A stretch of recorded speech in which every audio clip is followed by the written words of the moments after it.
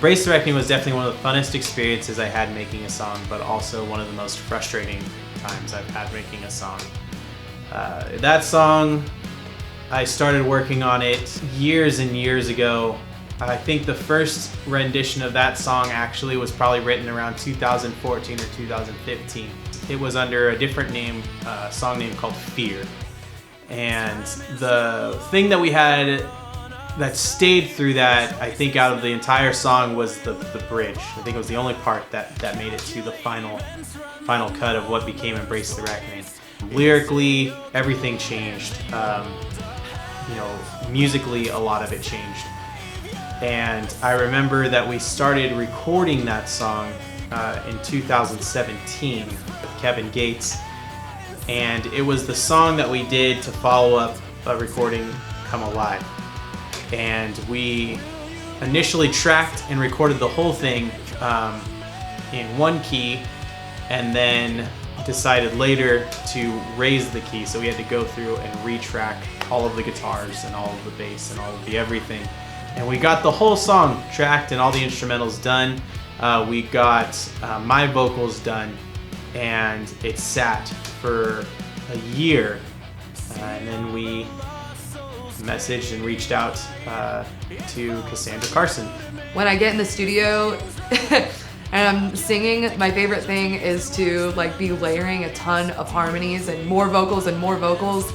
I had all these melodies, and Jaymes had to kind of figure out some words to go with all the melodies I was trying to make happen. So I felt that it needed to have a guest vocalist on it to really make it something special. We'd been working on it for so long, and I wanted that song to be powerful, and I wanted to be able to stand apart from everything that we've done at that point. So bringing in a guest vocalist was kind of my go-to when thinking about doing that. Cassandra came in to the studio in the winter of 2018, and she cut her vocals over the bridge and that whole part, and that was really the whole plan.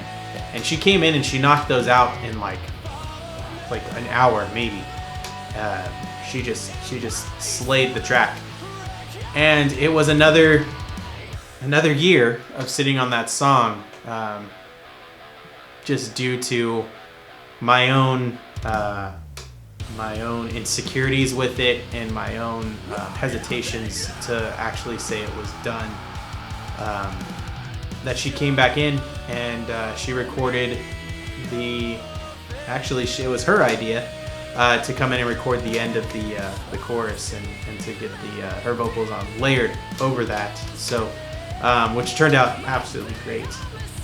I would say probably the second session when I went back to do more vocals over the last chorus, because then I had more time to really digest the song, and I'd listened to it a bunch of times, and I kept thinking, it's gotta have more, I want more stuff going on other than just the bridge. So once I finally was able to go back into the studio and you let me come back and sing more, I was able to lay down a bunch of more stuff that I was thinking should have been in there that whole time. So it was good to finally get that fleshed out. It's one of the songs I'm most proud of, for sure, that we put out and that we've been able to do. It was just definitely the most grueling process of getting that one done.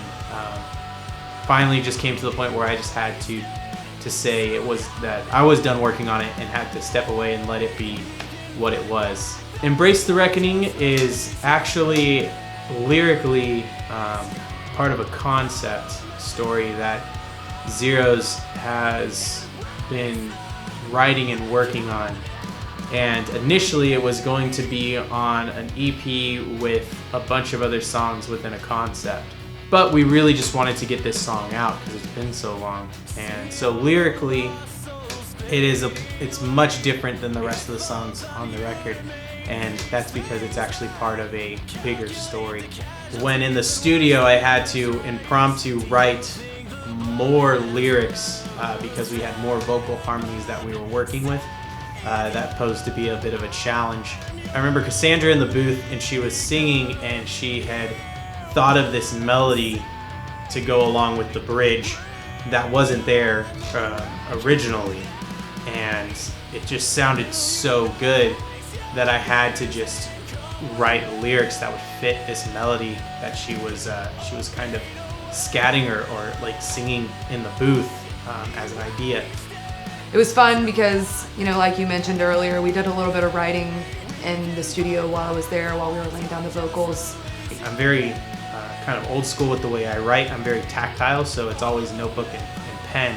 And I remember sitting there for like 20 to 30 minutes just poring over the lyrics that I had and trying to find things that would fit, and I would write things or cross them out or just grab words, and finally settled on a set of lyrics that would fit within the song but also fit into the melody that Cassandra was singing. She went in there and did it like in one take. It was so much work for so little effort for her to do, but it's on the song and it sounds great, so I was definitely happy with the way that turned out. Musically, Embrace the Reckoning was definitely influenced by some of the more experimental rock music that I had listened to growing up or was listening to at the time when I started writing it and things like that. So things like Tool, that was a pretty big influence on some of that, especially the earlier demo when it was Fear. It really played through, and I think that's why over time I changed it up a bit to make it feel more like a Xeros song other than just a total pull from that. It just kind of flows weird. A lot of Chevelle had some influence on some of the chording, definitely in that intro.